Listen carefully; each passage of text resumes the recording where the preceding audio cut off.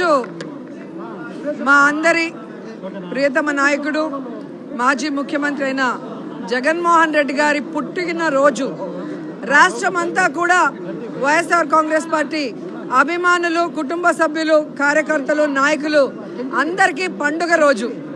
So ఇప్పుడే మేము నగిరిలో అంగరంగ వైభవంగా చేసుకొని తిరుపతిలో మా గురువు గారి సమక్షన జగనన్న పుట్టినరోజులు వేడుకల్లో పాల్గొనడానికి రావడం జరిగింది.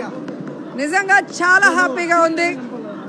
జగన్మోహన్ రెడ్డి గారి లాంటి నాయకుడు ఏ రాష్ట్రంలో ఎవరికి దొరకడు. అనునిత్యం పేద ప్రజల గురించి ఆలోచిస్తాడు. కులం చూడడు, మతం చూడడు, పార్టీ చూడకుండా ప్రతి ఒక్కరికి మంచి చేసిన వ్యక్తి. కానీ మీ అందరికీ తెలుసు, గత ఎన్నికల్లో ఏ విధంగా కూటమి ప్రభుత్వం అబద్ధాలతో, తప్పుడు ప్రచారాలతో ఈవీఎంలని మేనేజ్ చేసుకుంటూ అధికారంలోకి వచ్చారో మనం చూసాం. అందుకే ఈరోజు వాళ్ళు అధికారంలో ఉన్న ప్రజలు వాళ్ళని ఎవరిని పట్టించుకోవట్లేదు. ఎందుకంటే వాళ్ళెవరూ కూడా ప్రజలకి సంక్షేమాన్ని కూడా అభివృద్ధిని అందించే కార్యక్రమం చేయకపోవటం మనం గమనించాం.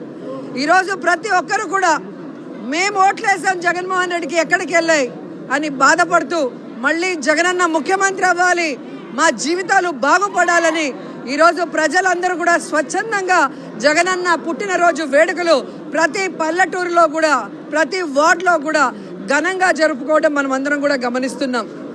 ఈరోజు కూటమి ప్రభుత్వం అధికారంలోకి రావడానికి ముందు బాబు షూరిటీ, భవిష్యత్తుకు గ్యారంటీ అన్నాడు. కానీ అధికారంలోకి వచ్చాక బాబు షూరిటీ, బాధుడే బాధుడు గ్యారంటీ అన్నట్టుగా అయిపోయింది. చెప్పిన సూపర్ సిక్స్లు ఏమీ చేయలేదు. కొత్త సూపర్ సిక్స్లు తీసుకొచ్చారు. విద్యుత్ ఛార్జీలు పెంచారు, అలాగే రిజిస్ట్రేషన్ ఛార్జీలు పెంచారు, ఫ్రీ ఇసుక అంటూ 2 రెట్లు పెంచారు, నిత్యావసర వస్తువుల ధరలు పెంచారు. ఎక్కడ పడితే అక్కడ పుణ్యక్షేత్రాల్లో కూడా పబ్బులు పెట్టుకుంటూ, బెల్ట్ షాపులు తెరుచుకుంటూ ఈరోజు ఈ తిరుపతి పవిత్రతని గంగపాలు చేయాలన్న ప్రయత్నం చేస్తున్నారు. కానీ జగన్మోహన్ రెడ్డి గారికి అండగా మా చిత్తూరు జిల్లా అధ్యక్షుడి గారి ఆదేశాల మేరకు ఇక నుంచి ప్రజల పక్షాన నిలబడి ప్రజల సమస్యలకు పోరాటానికి మేమందరం కూడా అడుగులో అడుగు వేస్తూ మళ్ళీ జగనన్నని ముఖ్యమంత్రిని చేసేంత వరకు కూడా ఈ పోరాటాలు ఆపమని కూడా ఈ సందర్భంగా తెలియజేసుకుంటున్నాం.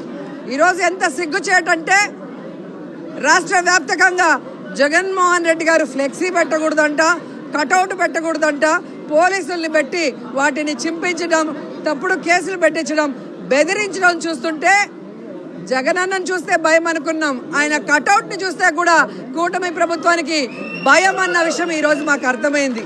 ఈరోజు మాకు ఇన్ని సీట్లు ఉన్నాయి, అన్ని సీట్లు ఉన్నాయని చెప్పుకుంటున్నా లోపల భయం, ధైర్యం లేకుండా ఇలా అఫీషియల్స్ని పెట్టుకొని దౌర్జన్యం చేయడం చూస్తుంటే కూటమి ప్రభుత్వం మీద జాలేస్తుంది.